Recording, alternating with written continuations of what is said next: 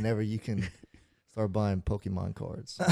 The hologram version. Hey guys, everybody, welcome to today's podcast, Life by Strategy, episode number 1 for the new YouTube channel. We're talking everything Life by Strategy. Life by Strategy is a concept. It's about reverse engineering where you want to go from where you are in your life, and it's taking all things into consideration and kicking over the old sandcastle when you realize your ladder is up against the wrong wall. So anyway, we're going to talk all stuff from real estate to passive income to family, friends, physique, even what 2 bananas a day will do for your health. You're going to get it all today. Man, if 2 bananas a day does something for your health, I got that locked down. Well, look at your phone. I sent it to you this morning, actually. Okay, cool. Yeah. I saw it, and I was like, no wonder you're in such great shape. It's all those bananas. So, Blake, man. Blake Weaver, Lafayette, Louisiana, is a guest on the show today. How you doing, brother? Doing well. So how you think, what you thinking of Puerto Rico so far? Amazing. Definitely on my radar. On your radar. So tell them about what we did yesterday. Well, we went on a 4.5 mile jog. That was exhausting, but the scenery was just amazing. Got to go over to the Ritz in Dorado, private beach, and amazing views, treated like royalty, and it was just first class experience. How about you, Woods? What's that? How was your trip out here this time? Man, my trip's great. It's always great. It's always good to be here, get in a different environment, change your state. You know, to me, Puerto Rico is special because this is kind of this is Life by Strategy move. And so, to me, this is kind of like the embodiment of Life by Strategy. I mean, a lot of people out here, you got a lot of people out here who are here because of a strategy. A lot of successful people. We were walking around the neighborhood. You got a lot of crypto guys out here. You got a lot of really successful people who have created passive income. You got a lot of people that are out here because of tax purposes. We were literally walking up the beach yesterday and saw Jake Paul's little spot, or not Jake Paul, Logan Paul, right? He moving out here. He got his little punching bag set up. You know, I think he might be the human punching bag for Floyd Mayweather here coming up pretty soon. But nonetheless, you know, you got just people getting it out here, man. I like it. It's a good vibe. Absolutely. So, yeah, I mean, a lot of great things are going on. We're out here today. We're gonna make the best of today. One of the things I like best about it is the weather. When we talk about it, a lot of the times it is a time machine. So you got to get up and get in front of the day. And so getting this podcast dropped was important. Woke up this morning and Woods was telling me about the new real estate. This for all you real estate agents out there who are tuning in, talking about the old Biden plan. Yeah. So basically, here's what's going down in the real estate market today. I don't know if it was today or it was yesterday. So the Biden administration basically released a housing stimulus kind of plan. Okay. So this isn't enacted yet, but they proposed this plan basically where if you want mortgage forbearance, basically there's going to be no foreclosures until December of 2021. So if you're in a situation where you can't make your mortgage payments, basically you're going to be able to get forbearance. You're not going to run the risk of going into foreclosure until the end of the year. So it's basically going to be foreclosure-free year. So there's all these people that are worried about, well, hey, there's all these people that are taking mortgage forbearance and, you know, is this going to be a flood of foreclosures and people that hit the market? Nah, it ain't going to happen. I can just tell you right now, the Biden administration is just not going to let it happen. I mean, they're going to legislate bailouts to, again, this is proposed, but, they're bailing out the housing market 100%. The other thing to this is that they're basically telling mortgage servicers that they can tack on 40 years to anybody's mortgage. So if you are trying to get a loan modification because maybe your payment is at a place where you can't afford it. And first of all, we'll see how the qualifications for this all break down, right? But basically, so let's say hypothetically, you bought a house last year. You're 29 years left on your 30-year mortgage. You could hypothetically, under this piece of legislation, extend your current loan an additional 40 years and end up with 69 years on your mortgage and lower your payment down, right? Which is just kicking the can down the road, which I think happens a lot with the current, scenario. I think this is just the tone that the government is setting, dude, that they are just going to keep pumping and keep propping up the economy, which is going to drive asset prices through the roof. So, anybody who's worried about housing values plummeting because we're going to have this wave of foreclosures or anything like, it just ain't going to happen. I heard lumber went up higher than Bitcoin. It's like toilet paper, man. Yeah. What's it like in your market, man? As far as housing prices?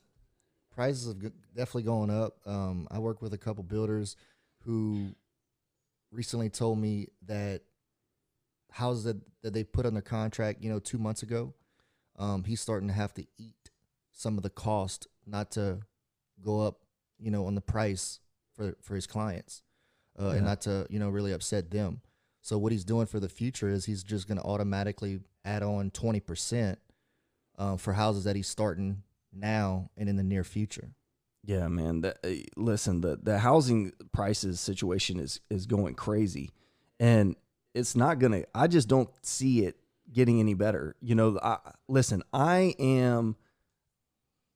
I kind of made my career in real estate during the crash, right? That's kind of what I was known for, and I do not see that type of scenario playing out again. I just think that the tone of the government, I think that we've just crossed over such a barrier when it comes to the attitude of printing money, that I just think they're going to just keep injecting into the system.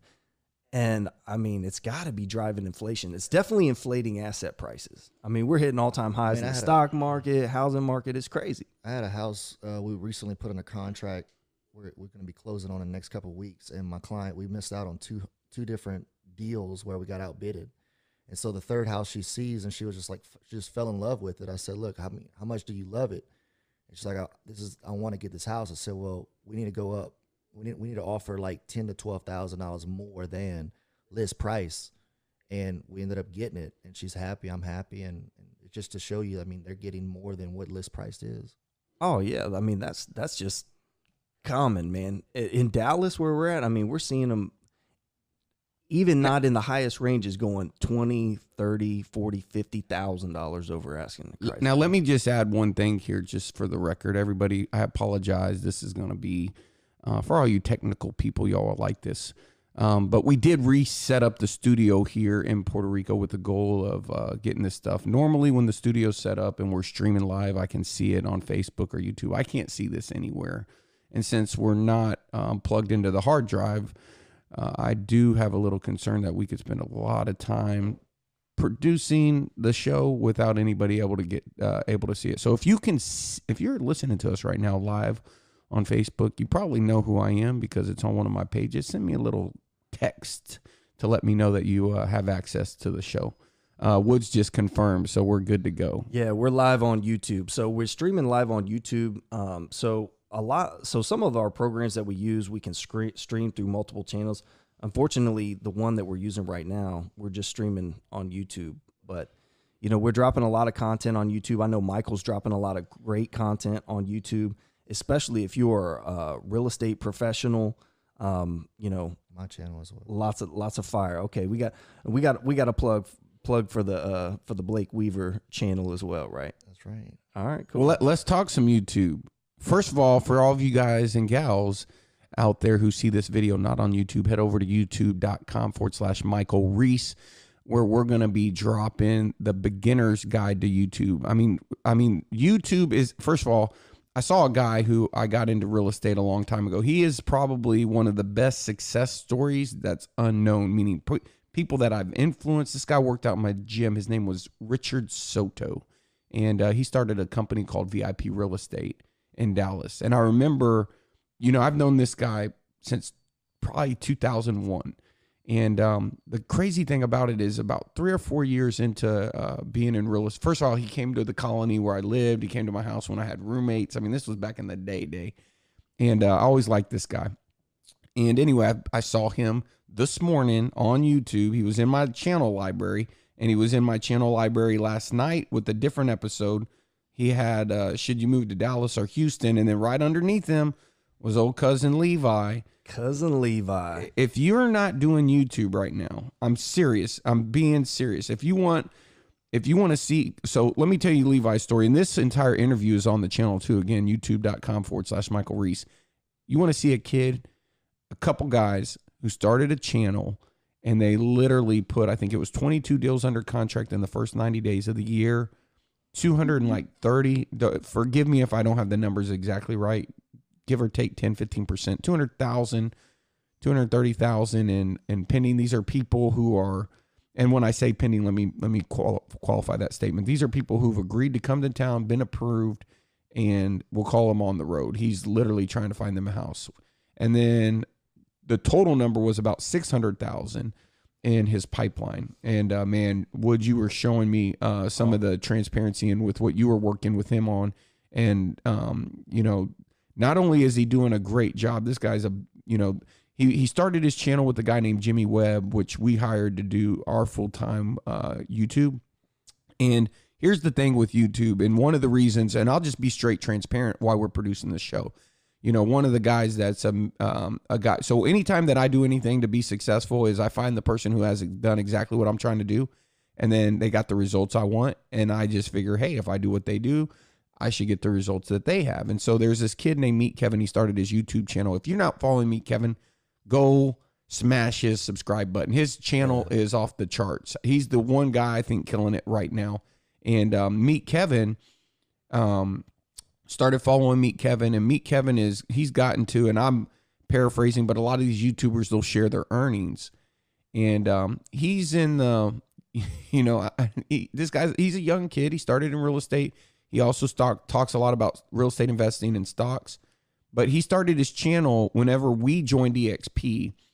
Now he's producing, I'm just going to guesstimate somewhere around probably $800 to $1 million a month from his channel, from being monetized and, the different things he's selling from his channel. And being here in Puerto Rico, the Ninja Kids live here, which you said yesterday, Woods, what, they had 15 million? No, I think it was like 13. Yeah, 13.8 million subscribers. Yeah, so there's the Ninja Kids live here. There's a YouTuber that, like Paul. I said, Jake Paul. I mean, I got a video. I was literally on my one wheel. He pulls up behind me on these ATVs. They're moving here.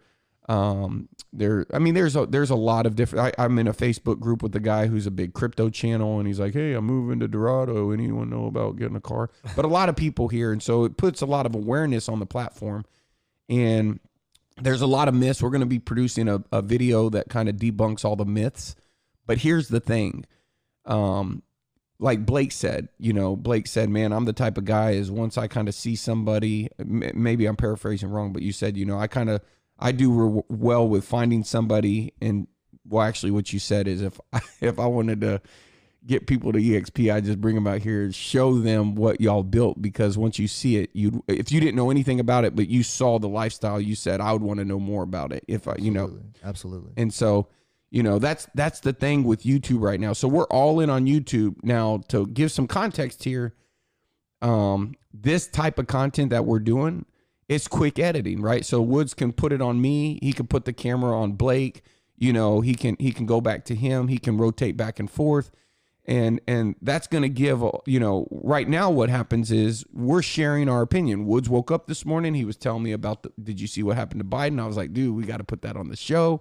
And so there's a lot of things going on. Woods, you gave some great advice. I think it was a reaction type video. Oh yeah. So reaction. I mean, and this is actually a strategy. So this is Michael put me up on the game on the strategy. So the strategy is the Trojan horse strategy. And so and when we used to do this, we used to call it the audience siphon.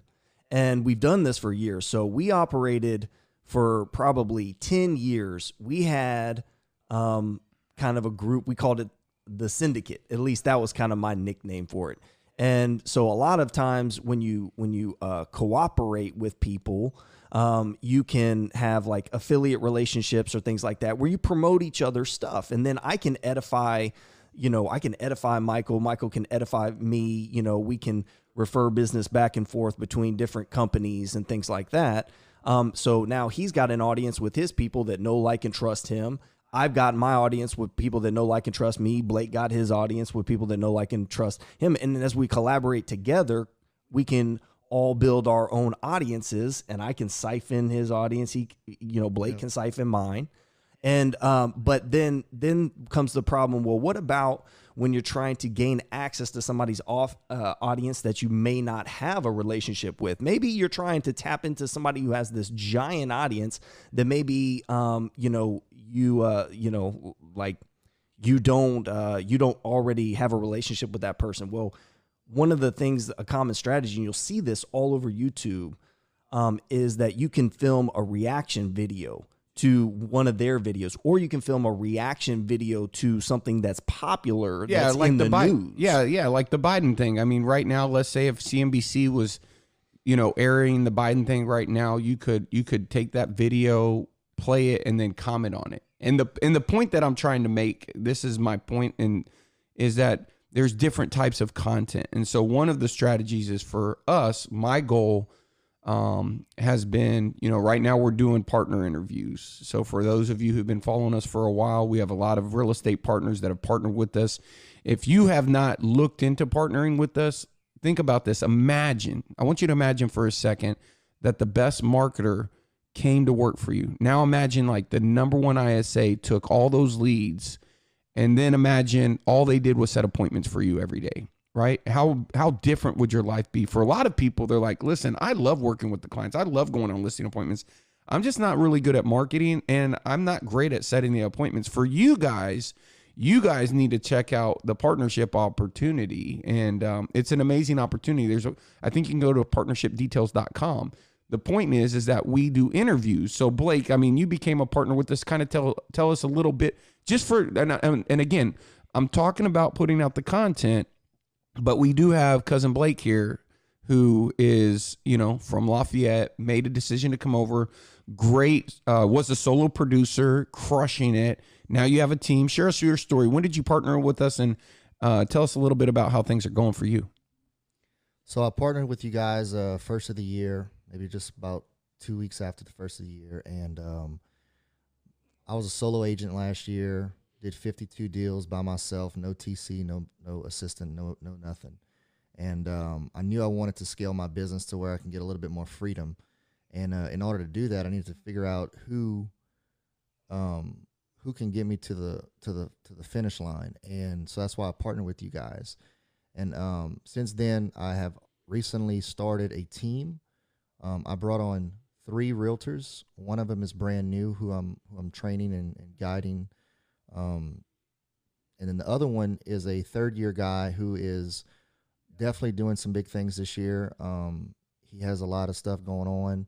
And also the third person the first person that I brought on was a woman who did 9 deals last year. She started my team end of January. Her goal is to do 20 transactions this year. She's going to do well over 20. So far this year, she has 4 closings and 4 pending. And last year she did 9 total, just since joining the Blake Weaver team. And so what changed? I mean, what's going on right now? If somebody said, what have you discovered? Well, she got access to my leads with Woods. We have her getting in front of people.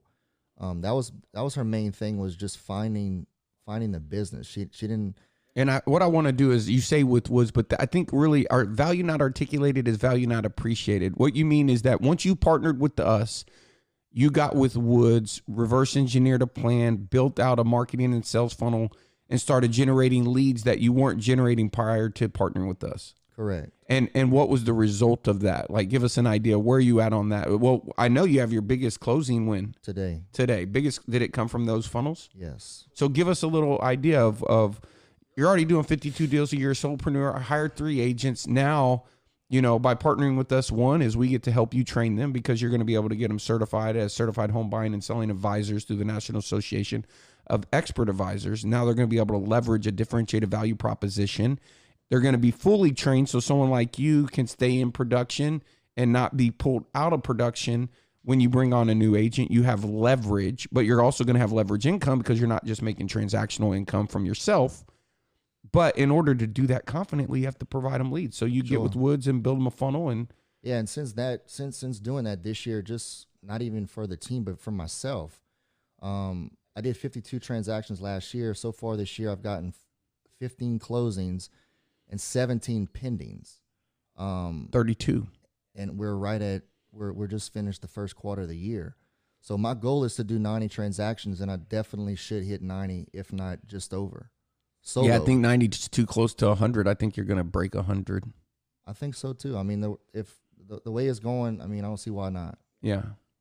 So That's amazing. It's definitely something that is very worth it for me, just because, I mean, I see the success coming in, and I'm just going to run with it. Yeah, and so back to the YouTube thing, you had a guy reach out to you yesterday from your YouTube channel. Yes, I did. So I started a YouTube channel about, how long ago, Woods?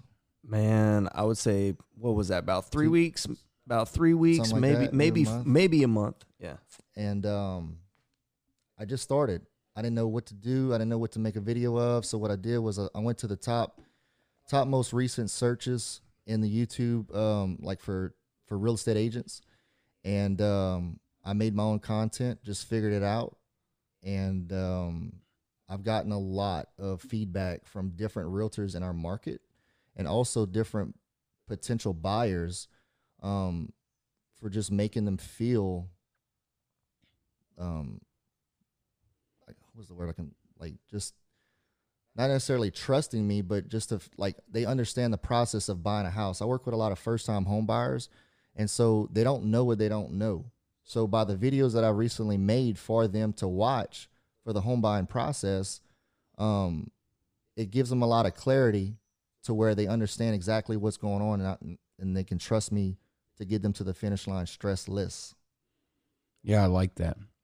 Well, the main thing, man, is you're killing it. You now have leverage. You have a team. You're building your network. And, one of the things that I think was interesting when you said we went, when you got here, your first night, that next morning, we went on a loop, and we were talking about hiring, and we kind of, one of the things that I think it's unconscious competence for me when people ask me questions. And so you were, one of the things that I said is I was giving you advice that I was taking for myself at the same time, which was feedback loops, and you were talking specifically about this guy named Rusty that you hired. And what I was saying was, the questions when you hire somebody new are really priceless, because those are when you start knowing where your system can improve. And that led to a conversation about something that we did. Now, we built a real estate team to 268 transactions in 12 months from scratch. And until you asked me the questions, I would normally do what I just normally do. I mean, I start with organizing the people. I don't start with coming at it from active income. If I have to go in and do something, I'm doing it under the pretense that somebody else is going to be doing this in the future, so I need to build a system. And so I usually start with sales and marketing. And what that led to in the conversation was the people chart. And the people chart is an amazing exercise for anybody growing any business anywhere. It's part of Vern Harnish, Rockefeller Habits, in his book Scaling Up. If you haven't read it, I would recommend reading Rockefeller Habits first. Amazing read. It's going to really teach you the principles of focus, prioritization, core values as decision filters. because really what you're trying to do in business is you're trying to make choices, right? And what your goal is your goal is to minimize the time in which you make choices. So if you're going to make, let's say 10 critical decisions this year, right? Then how can you make those decisions in half of the time? How can you cut the time down in half? And the way that you cut the time down in half is, I'll tell you how you do it. You first have to take the time to create the space to get out of the business and work on the business, not in the business, on the business. That's being strategic, which is saying, what are all the choices that I can possibly make right now for my business? And let me at least document them. Now, we call that a backlog if we're creating software, but once you're writing those down, you can do it through a framework called the SWOT, strengths, weaknesses, opportunities, and threats, because you're wanting to leverage your strengths, you're wanting to minimize your threats, you're wanting to take advantage of your opportunities. When your opportunities are there, you're organizing your opportunities based upon return on time and investment. It's the three-legged stool. If you want to do something faster, it costs you time or people. People cost money. If you want to take longer, then you can save money, but it's going to cost you time. So in project management, that's called the three-legged stool. So it's all about, business is all about, Elon Musk, great quote, organizing people to create value. But Peter Drucker says you have to get the right things done, get them right, and get them done in the right order. So our conversation was about, well, it's not about who do I hire, it's who do I hire, when, and what order, right? And so an ISA is a revenue generating person. And this goes into where me and you were talking about the old producer and performer, the operator, meaning, do I go hire someone over operations, or do I go hire somebody who's going to help create more sales, right? And that's the balance when you're building your business. And the people who get to where you've demonstrated you want to take your business are the people who realize what got you here. There's a book that says, what got you here won't get you there, right? Those are the stages of business. When we came out with the 7 stages of the real estate business, which I'll put a link down in the description to the 7 stages of real estate business. Stage 1 is a solopreneur. As you move up past the hustler phase, you get into, which is stage 4, you get into stage 5, where you get into the entrepreneur phase. And that's where you're at, is you've went past hustler phase. And now you're going into what we would use as principle-based thinking to be able to identify the principle in which is holding you back. And what that means is you're at the point where you demonstrated you can actually sell real estate. You could probably sell anything.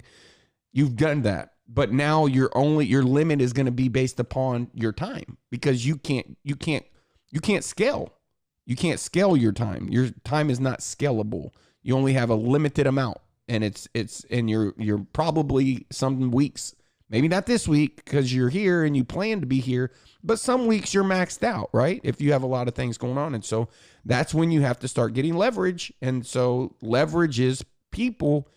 Here's what you do, though. Like when you prioritize, first of all you do is what you did, is you seek, because the formula is awareness. You can't change anything. Then seek. Yeah, you got to seek. Ask, receive, take action, persist, and accountability.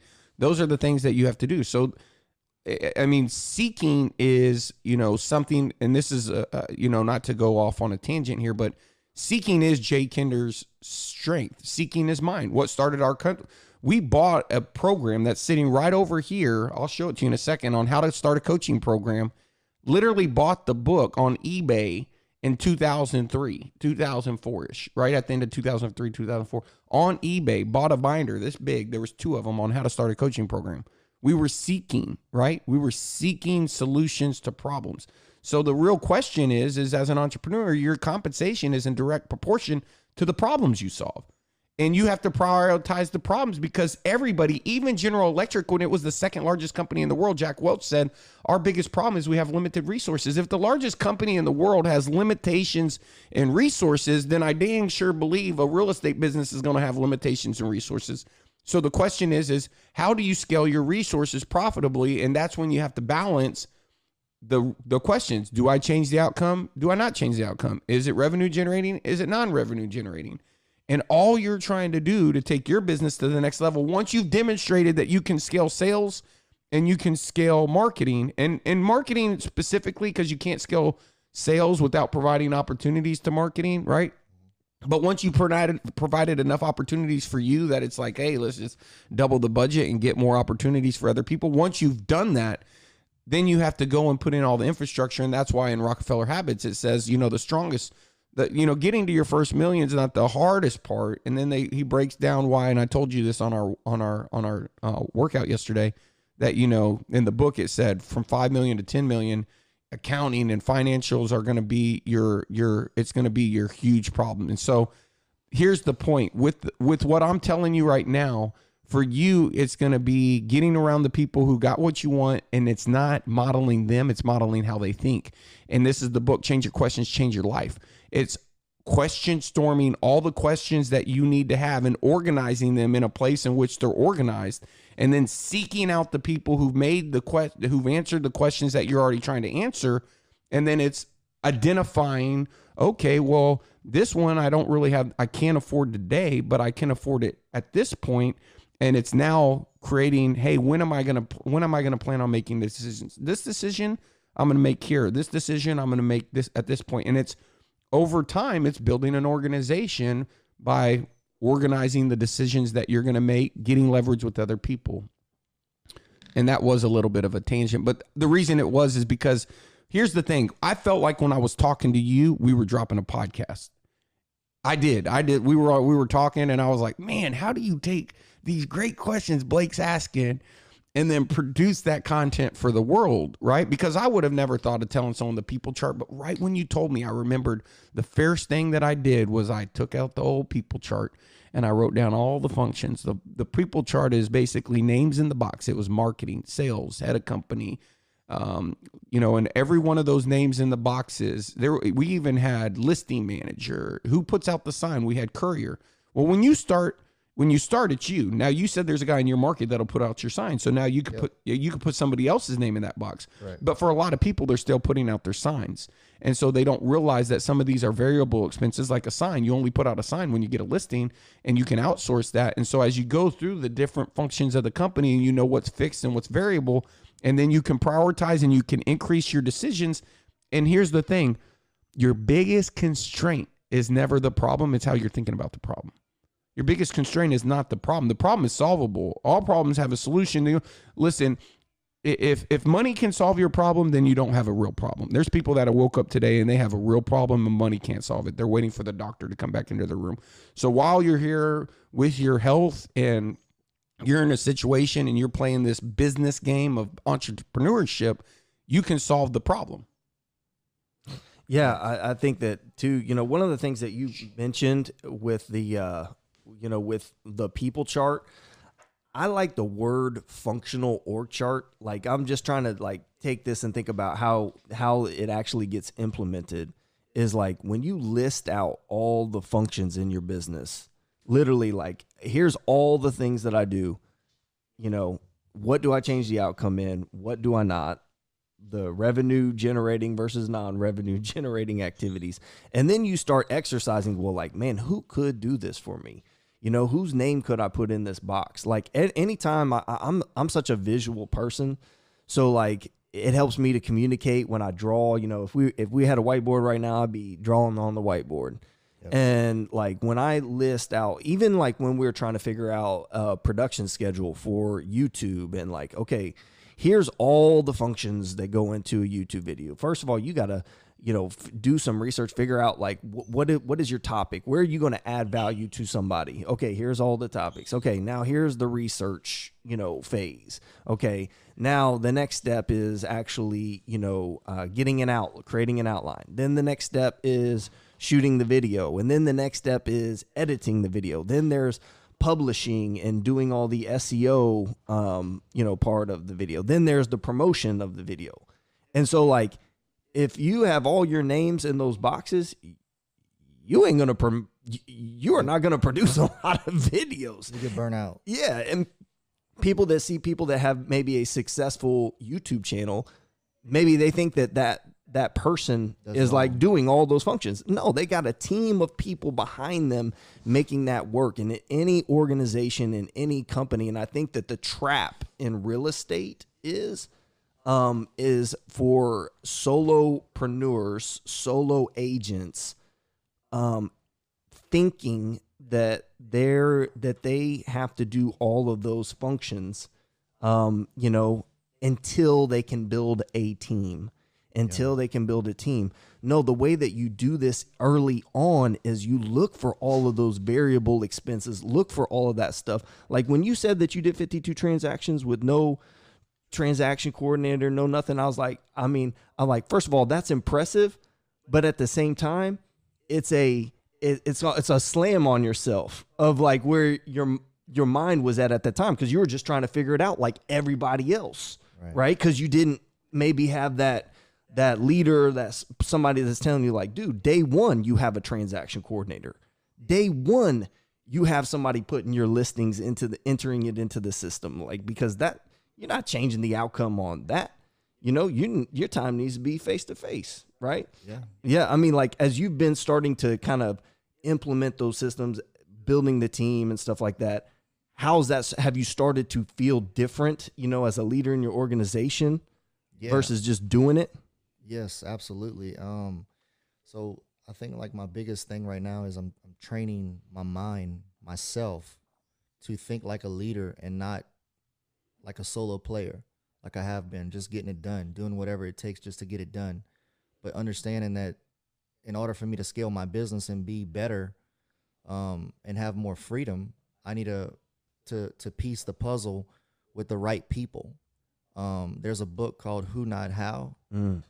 And it's basically, is it Dan Sullivan, I believe, is author, and I recently read it, and it's basically what I needed to see and hear, because I am a visual person as well too, to understand that I can't do it all by myself, you know, and I need help. And I recently hired a TC. She's been a blessing while I'm on this trip, because it's given me leverage to be able to hang out with you guys while still getting the backside done. And so I'm just kind of just learning as much as I can to be able to know what my next move and my next hire is. That's awesome, man. That's awesome. Well, you know, what I do know is if you seek, you will find the answer. And that's where you're wired the correct way. I mean, I think if you can be a massive action taker, but you're just taking action based upon your own belief system. When you seek, you're taking action based upon getting wisdom, counsel, people who've already been there, knowledge. You're unconsciously incompetent. It's the stages of learning. You don't know what you don't know. The first is awareness, seek, ask, receive.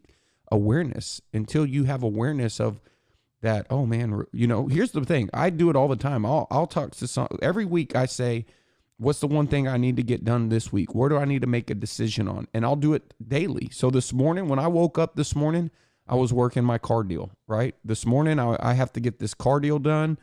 You know, I'm not going to get into the details, but I have to get my wife put onto our Puerto Rican bank account. All those things seem simple in the States. They're not simple here. I'm just going to leave that right there for everybody. Those things are not simple. You know, it took me 4 hours to do a bank wire, and it shouldn't have. But the point is there's a lot of different potential things, but you have to get things done. And so for me, I'm always constantly in life by strategy. Okay. Here's where I want to take this life by strategy. The first thing is the goal. And you asked me yesterday a question, which I get value out of the questions you asked me, because when you seek and ask, I'm going to remember and go back. I don't remember all of the different things that I've done and the choices but when you asked me the question, I was like, oh, well, I remember the sticker on the back of my door. You remember what it said at Castle Bank? The one sticker. I said, the word I want to own the most. The goal? The goal. Good job. Thank you, Woodford. Thank you. That was a good, I try to softly throw it up there, but it was the goal. And the reason why is I was telling you asked me a question. I said, it depends on the goal, right? It depends on the goal. If the goal is to go to Recon, or is the goal to go to the beach here? Because that determines what vehicle we're going to take. If I need to bring my wallet, if I don't need to bring my wallet, how much gas I need in the car, what direction I'm going to turn out of my driveway, left or right. Everything is, they're both the beach. And so a guy told me one day, he said, I need to know right now, are you trying to build a house Are you trying to build a neighborhood? Are you trying to build a city? Are you trying to build a state, a country? What are you trying to build? That he was talking to us about our business. And it was such a great framework, because if you've ever been involved in a city growing and seen it grow, and you understand putting in the streets, and if you, I mean, being in the States, you'll take advantage for banking and stuff like that. Great. I mean, since I've been here, I've just realized how many things you should be grateful for, that, you know, you just see problems that you probably don't have, but probably existed before you were, you know, had awareness of these things being an issue. And so the point is that when you're building a business, you have to know what the goal is. Are you going to build, and the real good exercise for doing that is really defining what you want your life to look like, because you can build whatever you want. And so if you decide, you know, hey, listen, you know, and this is where in the book, Digital President, for those of you who haven't read the book, go to michaelreesebook.com and you can get a free copy. I believe it's still michaelreesebook.com. That's go to digitalpresidentbook.com. Yeah. But either one will take you there. But the point is that if you go get the book, in the very first chapter, Life by Strategy, it talks about laying out your perfect day. And the reason why is because, listen, I've grown businesses, and I could tell you, I don't need to boast about it. I get no fulfillment from it. I'm just trying to help and add value. And I can tell you, if I could go back in time and whisper in my own ear every single time, I would have given myself advice. And this is the advice I'm giving today. And that advice is get really damn clear on what you want it to look like, and understand what sacrifice. See, when you make a goal isn't about the goal. See, for me, the goal is about, this is true. What am I willing to sacrifice to hit the goal? And the truth is that I'm willing to sacrifice not benching 300 pounds in order to have a YouTube channel. I'm willing to sacrifice not having bulging biceps and just being where I'm at, still staying on my cardio, right, in order to get my YouTube channel. Now, the truth is that there was a day and a time where I wasn't willing to make that sacrifice. When I managed gyms, I wasn't willing to make that sacrifice. There's times right now where I'm sacrificing my diet. I'm not agreeing with this. I'm not promoting it. I'm not saying it's right. It's my strategy. Because if you take away Michael Reese's, and this is the fact, if you ask any of my business partners, I'm the guy you want on the team when there's no plan and no systems, when it's raw day one, no one ain't done it before, and it's just going to take brute force, and we need some little victories in order to have encouragement that we're heading in the right direction. And what that takes is relentless pursuit of the goal. And the way you get relentless pursuit of the goal is that you decide what you're going to sacrifice.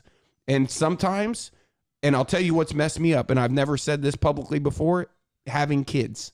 Having kids was the biggest mind thing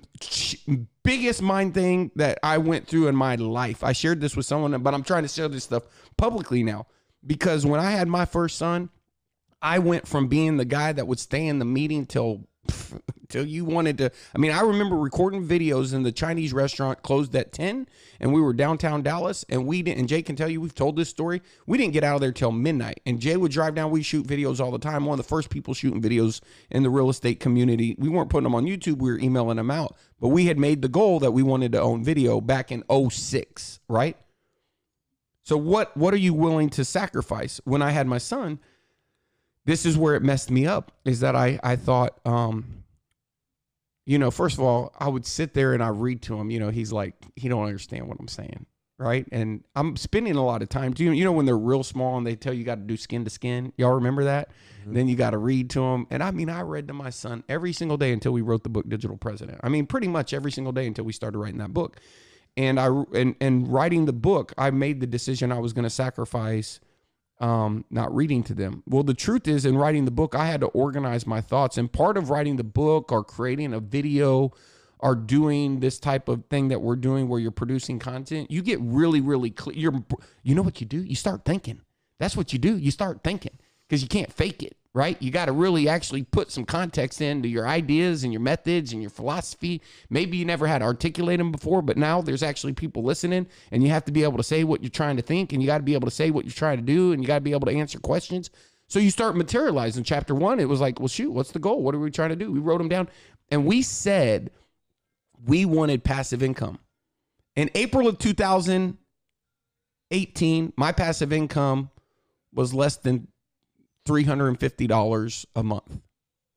Now, I'm not going to get into what it is today, but I would tell you that it's, I would say that it's more than, it's probably, I'm not done the math, but I probably think it's more than that an hour, right? It could be, that argument can be made. We could do the math on it. It's notable. But in 36, 48 months, it grew. It would have never grown. The decision, the game changer decision to stop digging the hole where I was digging, the game changer decision to even pursue a book, the game changer decision to every decision that was impacted came as a result of getting super clear on the goal, which came as a result of getting super clear on what my perfect day looked like. Once I knew what my perfect day looked like, once I was really clear on what I wanted my life, what they called by design, old cousin Jim Rohn called it by design. We called it by strategy, right? Because a design, you can design something, a strategy. If you look up the definition, and this is where we got to the root of the definition. There's a book called Good Strategy, Bad Strategy. And in the book by Michael Porter, I believe, which is a guy from, he writes for Harvard Business Review. The difference in design and strategy is a plan of action, right, or a policy designed to achieve a major overall aim. Right. And so if it's a plan of action, the definition of a good strategy is a bad strategy is when your action, listen to this, Blake. A bad strategy is when your plan and action is solving the wrong problem. When your plan and your action is solving the wrong problem, it's a bad strategy. So the question is how do you determine the problem? Well, the problem is elastic to the goal. If you don't know what the goal is, if you don't know where you're trying to get to, then the problem, listen, if your goal is to get passive income and you go out and buy a bunch of rental properties, which I've done, which Jay's done, and it depends on where you buy them, I don't know. Y'all can hit me up. I'll love to interview the guy who crushed his rental game portfolio. But a lot of people that I talked to, including my old cousin Brandon Hart that was here, 2 weeks ago, a lot of people lose money on rental properties. The plans do not always go. They both raised their hand. The plan doesn't always go as well as it did. So until you get clear on where you're trying to go, you can't even identify the opportunities in order to have a decision filter to say which one is going to move me closer. Is it this one, that one, or this one? Selling to this Friday. Yes. Literally. Yeah, you are. You're selling your duplex in a single family house. Yeah. And you just want to get rid of them. And look, it brings great cash flow. But I've spent too much money recently, and it just takes up too much of my time from other things that can make me more money. That's what the book, if you read chapter 1, it talks about where you're going to invest. It's ROT, return on time. And that's the point. So for those of you who are out there that have already been following us and know about what we're doing and what we're up to, great. Then you would know, the reason we build funnels is because they give us our time back. The reason we wrote the book is because the book gives you your time back. If you have a philosophy, if the reason you do, listen, people say they don't want to produce. This video right here will be watched 9 months from now, 10 months from now, 11 months from now, 12 months from now, 13, 14, 15, 16, 17, 11 at night, 11 in the morning, 8 at night, 8 in the morning. People in Texas, Utah, Portland, all over the world will watch this video. Guarantee it. We'll have a bunch of people because we're going to take it and email it, because we're going to distribute and publish and promote and produce content that creates value in the marketplace. The money you make is in direct proportion to the value you create. And so that's what the goal of this is. And if you like this video, speaking of like, make sure you smash that like button and follow us. And if you're not watching this on YouTube, head over to youtube.com/Michael Reese, where you can be a part of something really fun, which is Living Your Life by Strategy, which is all about reverse engineering where you want to be and creating a clear plan of action on what you need to do in order to get there. You know, Well, I think it's a good discussion, probably a good place to wrap it up for today, man. Blake, we appreciate you being here. I mean, this is part of our Life by Strategy, is working with amazing people who have a common goal to create freedom in their life, to become, to live this passive income lifestyle, create a life by strategy. And not only that, but, you know, come from that place of contribution to where you're helping other people achieve that for themselves. That's part of what I love about what we do, what we're doing here. And so, man, keep fighting the good fight, brother. Keep crushing it. And so how do people check you out too, man? You got your YouTube going on. Thanks guys for having me. YouTube is the Blake Weaver Team. Go search Blake Weaver Team. Instagram, the Blake Weaver, and Facebook. It is. Let me look it up right quick. While he's doing that, Michael, any parting words before we wrap this thing up? Yeah, I'll wrap it up. I'm gonna let him share that real quick. Blake Weaver Realtor is my Facebook business page, and just reach out to me. Cool. All right. Well, that's the final thing. Thank you, guys. Make sure you hit subscribe, hit the like, turn on notifications when we do other episodes like this. We have one of the best dudes in the world that's going to be in the house this week. So we are going to be dropping another episode. So again, subscribe, turn on notifications, hit the like button, and the best life to live is a life by strategy.